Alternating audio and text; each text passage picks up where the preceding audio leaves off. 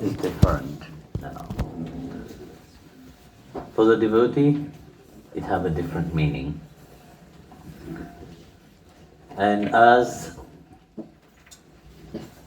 it's such an irony. I was watching a video during World War. I don't know whether it is first one or second one.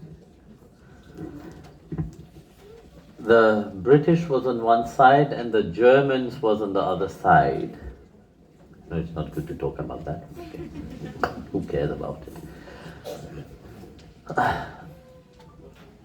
So on Christmas time, the British, they put the white flag and they brought gift to the German. And for a few moments, even the German came out, they were all playing and all this.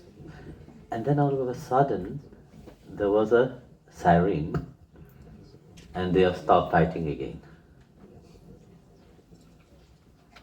But that moment,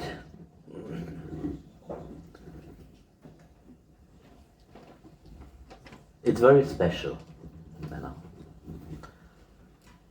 It is a moment where your heart is knocking at the door. God is knocking at the door of your heart. Where you forget everything. You forget your enmity, you forget who is there. What become the most prime thing is the nature of Christmas. The nature of Christmas is the nature of peace. It's the nature of love. It doesn't matter.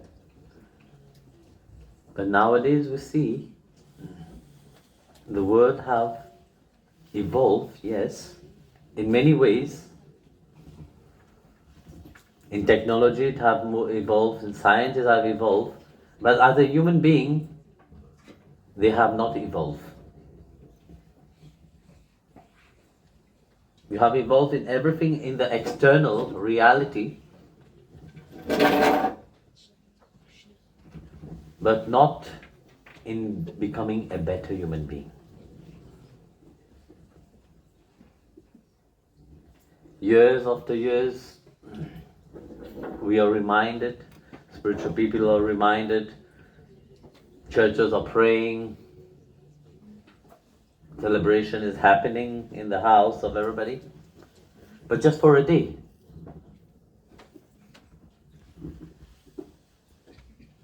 Next day you are back again to the same reality.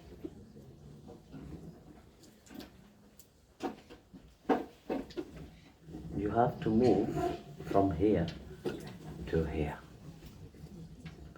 And only once, if you have moved from the mind to the heart, then you can say you have encountered the grace of God in your life. Because once you have moved from the mind, you have understood what is the most important thing in life itself. Yesterday I was talking about the fragmental mind. No? You see, our mind is the same as everybody else. When we want to change our mind fight back. So today while walking, somebody asked me a wonderful question. Now, how to change this mind? Because it's all about you transforming yourself. For peace to be there, you have to change into peaceful yourself, You can't expect others to be peaceful for your sake, which will be wonderful, isn't it? But that is not going to happen. As long as others change, they change for themselves. You can change only for yourself. You can't change for everybody else. So what we have to do is, you see, in business, When you do business with somebody, somebody will not just do business with you because they like you. They will do business with you because they expect something in. So, whether it is a treat or not, it's always, our mind always expects something. On the spiritual path, when you are doing your sadhana, you are doing your spiritual practices, there's also an expectation behind that. Your expectation lasts only for 1 month only.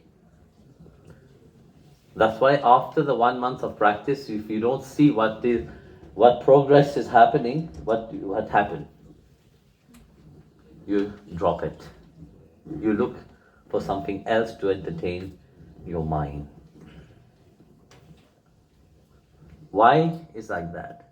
It's because in our business of mind, we have set the goal for something bigger.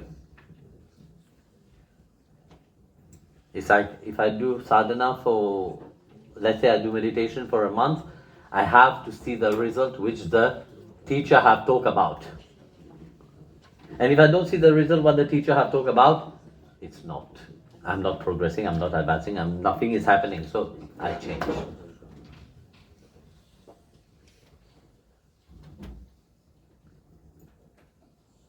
That expectation itself makes you discouraged. You have to set your goal not in higher.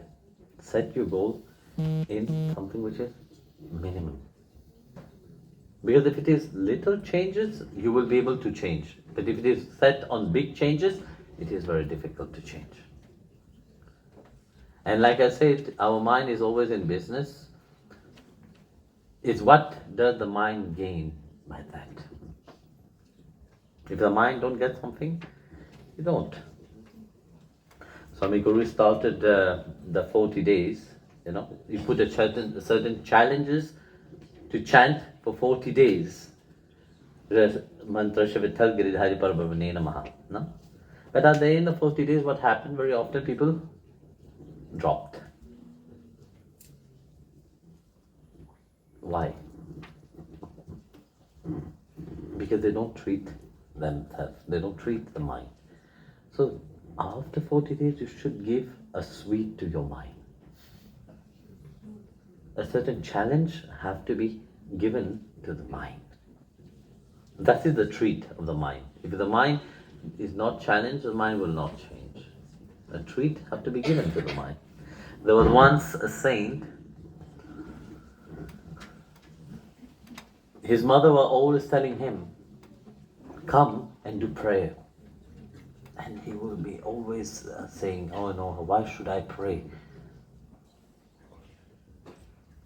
So then the mother said, look, when you pray, God is with you. He will listen to you.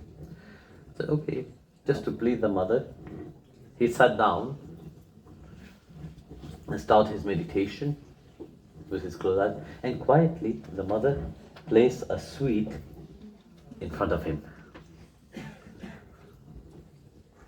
So when he came out from his meditation, he saw the sweet, said, God have listened to me. Took the sweets, quickly run and showed to the mother. And like that, every day it was like this. It became a routine. And once that routine have reached, it come to a point where the mother didn't have any sweets to give. So that time when the saint sat down for meditation, and when he came out, the mother said, my child, this time there was no sweet. So what did he answer? He said, mother, it's not about the sweet. What I have enjoyed in my meditation is far much better than the sweet itself. It's very interesting, that phrase, actually. The sweet, it is there, it will disappear, it is finished. But what you can encounter into the depth of your heart, that connection with the divine, it is something which lasts for a longer time. You can't lose it. Once you have attained to it, you can't lose it. And that is how you have to treat your mind. And also it depends also who is around you. I always talk about the company that we keep, because the company that we keep influence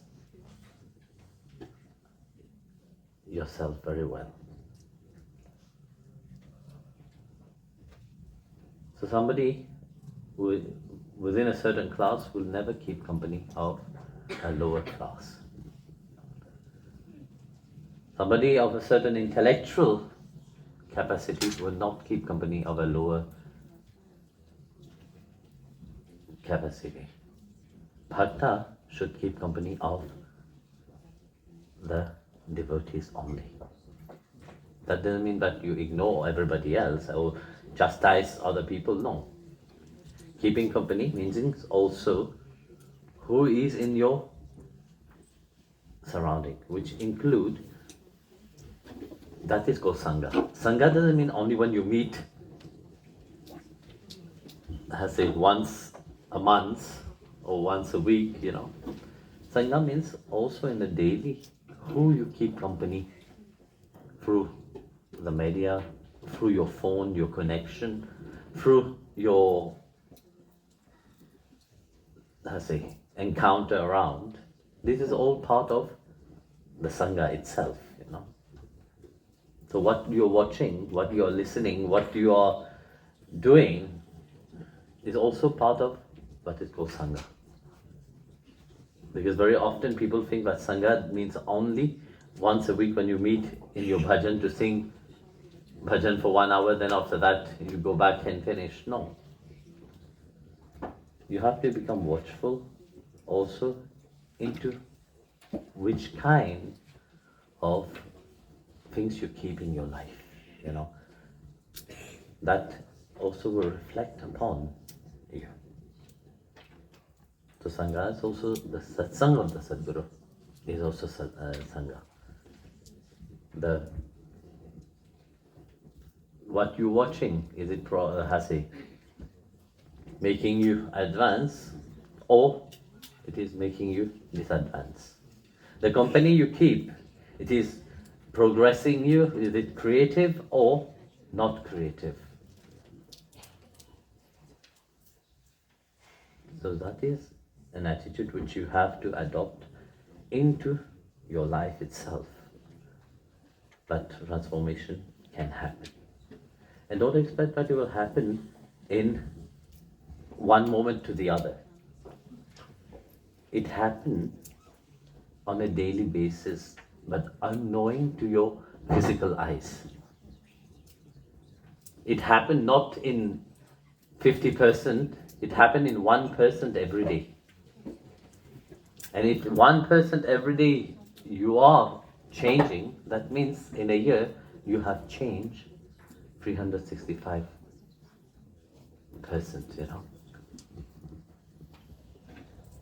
And that it is not noticed through the physical eyes. It's the same, you're aging every moment. Do you notice it?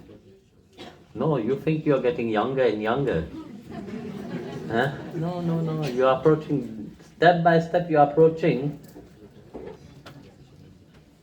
your final destination. But you don't notice it. Some notice it because you see it in the body, the pain of the body, all these things. But each moment you are getting old. In nature, that's what it is showing. Whatever grows in nature, it is not in a speedy way. It is step by step. It is how we forge even our relationship with God. You see, it is not through forcing. It is through becoming. So we were talking on the way. If you adopt a certain quality, let's say you're doing, whatever you're doing, when you do something, you see it as separate from you, isn't it? It is something that you're doing outside. But if that thing that you're doing outside is part of you, it will be completely different mindset you will approach it. It's an extension of yourself. Don't think that you're doing for your boss. Just enjoy the job you're doing. You see, when you learn archery or you learn any other martial art, they tell that it's an extension of yourself. When you are shooting an arrow, bring it and shoot. You can't just, it's easy to take an arrow and put it in a string and then shoot. But say no, to have a better, even when you're doing sword or whatever, in ancient time nowadays nobody can walk with sword, but some people walk still with some sword and all this stuff, but it's an extension of yourself that you are expressing. And this extension of yourself is in the present moment itself. And when you meet God, you will not meet Him in the past or in the future. You will always meet Him in the moment itself. And the quicker you realize that, the quicker the transformation will happen inside of you. Because very often we have an idea, oh yeah, I will do all these things, then later on God will give me His darshan. You don't know. If He's pleased with you, if He sees that sincerity beaming from you, even now He can give you. So it's always being present now. Don't try to let your mind be fragmented in so many ways outside. When you're here, you're here. Enjoy that what you're doing right now. So, thank you. Jai Gurudev, all of you. And I'll ask you guys, please come, and I have some things here. I can bless them and give to you. Okay.